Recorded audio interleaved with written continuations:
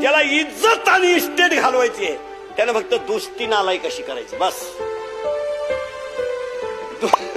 दोस्ती नालायक केली का आपल्या जमिनीला आपोआप गिराईक लागतं. त्याला सत्यनारायण घालायची गरज नाही.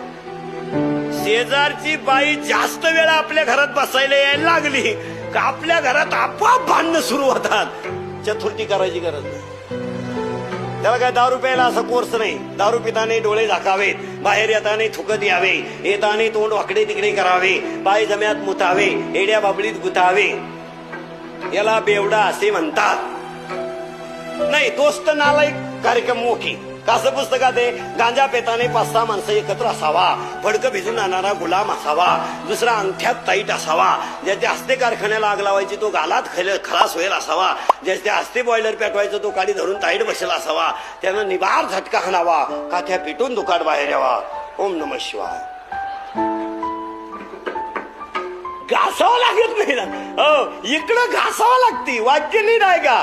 विद्वान आणि धनवान तुकोबर आहे. किती धनवान नाम घेता काफे. किती धनवान कोण तुकोबा.